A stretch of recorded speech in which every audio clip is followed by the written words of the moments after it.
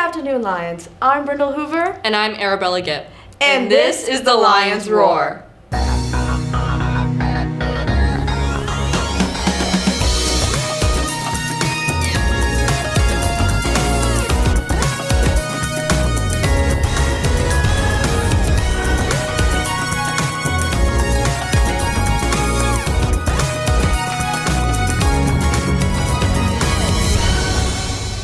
Welcome back. Today's date is Friday, November 15th. Remember, Pack the Houses on Monday, December 2nd at 6 p.m. And congratulations to all the winners from the badminton tournament on Wednesday. Thank you to everyone who donated blood. It really helps to give back to the community. Also, some things are changing in the USD 497 community. One of the bigger things is the boundary changes. Here's the feature on Mimi Rosado Schmidt and her story in the budget for the boundary changes.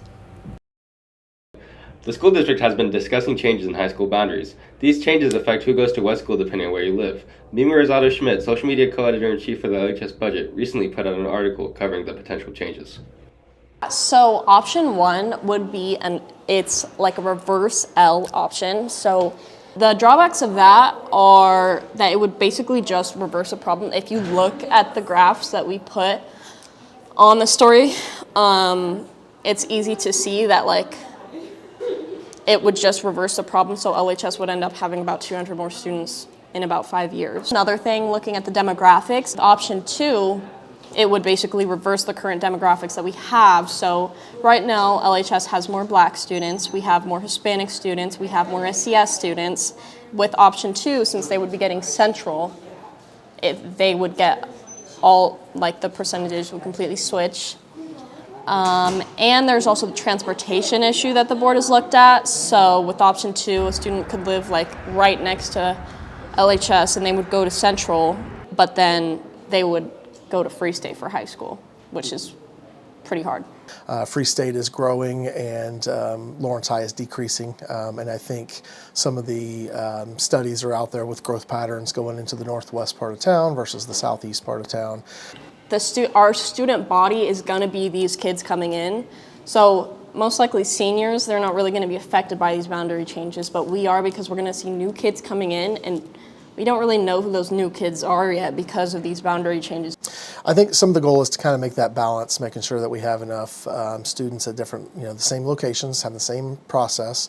Ultimately, you have the same, classes, the same type of grade level classes that we can propose for both schools to have. It's an opportunity for us to kind of keep those balanced between each other. Boundary Advisory Committee meetings are open to the public, so anyone can go and you can ask those members any questions. And I think that was the best way for me to get involved in all this and actually understand everything. For a more in-depth look at the boundary changes, make sure to check out Mimi's story on the LHS budget website. This has been Ethan Hanratanagorn reporting for the Lions Roar. It feels way better to be informed about these changes. I would have to agree with you. It seems that change is happening everywhere, good and sad. One of our longtime Lions is moving up. Coach Stoll is heading to the big leagues. Here's JJ with the feature. At the end of this semester, Lawrence High will be losing one of its most passionate Chesty Lions in Coach Brad Stoll. He recently took a job that very few get to work. So I'm a minor league coach in the Atlanta Braves organization, and just kind of came about with, I've been talking to several organizations, and they were the first ones to offer me a job, and took the opportunity immediately. I'm going to work with infielders and base runners at whatever affiliate that I'm sent to. With the departure of Coach Stoll, a lot will be missed, but the Lawrence High community will forever be thankful for him. Not seeing him on a daily basis, not feeling the positivity, not, after a big win or a big loss, being able to just kind of, celebrate, commiserate, whatever the moment might bring. That's what I'm going to miss about not having him around. I'll definitely miss wearing Lawrence High jersey. I'll miss being a Chesty Lion, but I'll always be a Chesty. I've already worn some Chesty Lion shirts under my Braves outfit or my Braves uniform. This job will be a new adventure for Coach Stoll, but there's no doubt he will succeed. I don't know where this is going to take me, and that's what's very exciting about it. I mean, guys have taken different avenues. They've stayed in the minor leagues for 10 years they've made it to the big league coaching staff. I have goals, and I think that would be to coach as long as I can. I would like to move around the country and see different parts of the country and coach in different areas of the country and be exposed to as many great players as possible. So my goal is just to stay in the Braves as long as possible.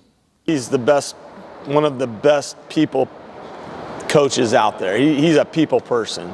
He brings out, like I was telling you, he brings out the best in people. That's what he does.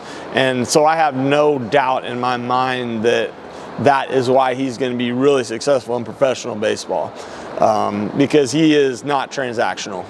He's more of a transformational coach. You hear about that all the time. He's a transformational guy. This has been JJ Dos Santos for the Lions Roar, and here's a message from all Chesty Lions, best said by Coach Green. Good luck, Coach Stoll. Lawrence High is going to miss you. Lawrence High will definitely miss one of its greatest Lions. We wish you luck with the Atlanta Braves, Coach Stoll. On the topic of coaching and teams, let's talk about uniforms. Here's more from Morgan. My name is Elise. And my name is Asher. I'm Renee. And I'm Thomas. And today we're trying on old band uniforms. I like this one. This is our current uniform. I like them. I feel spiffy. I like my ropes. I won't lie, this one's a little clunky. I like these ones. I like different designs. I think they're pretty awesome. I like silver chesty on the side. Mine is too big. It's so gorgeous. They were definitely harder to get into. I like this one a lot. I feel like this one would be good. I like these ones. They're kind of weird because they have no arms. But yeah, this thing is weird. I don't know what this is, but I kind of like it, but I also don't. Yeah, it's chic, easy to get on. It's lightweight. It's not as The sleeve. bulky. Yeah, the sleeve is. I like Chesty. Once again, he's just always my favorite. This one is awesome. Agreed. I love it. I think this one is cool looking, but it was really hard to get on. My friend Corin said I looked snazzy in it, so 10 out of 10. Yeah, I really would have loved this one if it, if it weren't inhabited by the vengeful spirit of Paul Coker. So my understanding is they wore these for concerts inside the building, which is kind of cool idea to have a variation of it. But practically it doesn't really make a lot of sense. I think it would be good if they These ones fit really well. I really like them. I feel like my most confident self. I'm gonna break it. Get away from me. Pound it, noggin, see ya. I didn't know we had that many variations of uniforms. Unlike Squid Games, all the players have the same uniforms. That's right, and they compete in all these challenges. My favorite was the Honeycomb. Here's B and Elise to show you more. Welcome to LHS Squid Games. We brought in 8 contestants to compete in a contest of willpower and might. Each of these 8 contestants were split into 2 teams. Each contestant received 1 of 4 shapes. They must cut out the shape they are given from the honeycomb, and if it breaks, they are eliminated. If they successfully cut out their shape, they are victorious. The first person to cut out their shape will be declared the winner.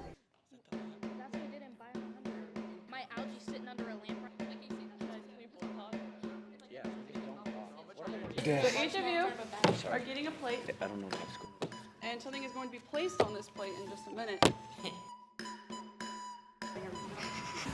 The team leaders have been elected to cut out the hardest shape out of the honeycomb. Because you're so daring. Oh my god. With this? It's Squid Games. There's like this. And listen, these are insanely delicate. I know I'm gonna do They're not this. perfect, but. Triangle.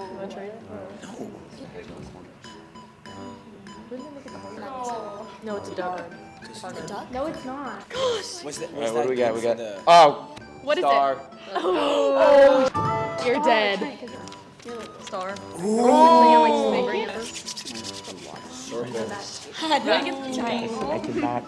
I got the triangle. Please pick up your pins. Anna, Thomas, you guys are gonna get shot. Oh Oh, my God! Is that on camera? You may begin. But you didn't say go. Go! Oh, nice. It's sticky. No! Did you cheat? No, not yet. Oh, but you cheated. Yeah, was that on camera?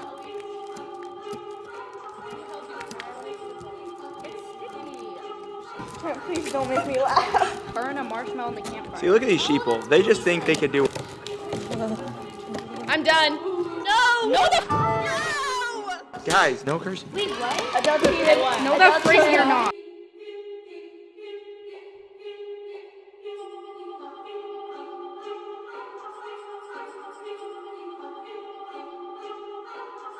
So this should be an interesting segment to watch.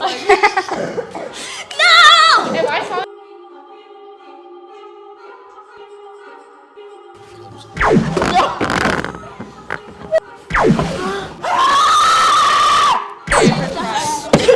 This is proof Hawkua is not domestic adult. This has concluded Squid Games Honeycomb. Now, back to the studio. This Sunday, the annual Multicultural Fall Festival will be taking place in the cafeteria. There'll be free food, activities, prizes, and remember to bring your friends and family. Sounds really fun and delicious, but it's also a wrap on this episode. Make sure you tune in for Monday's episode for the next Lions Roar. And remember, It's a great day to be a lion.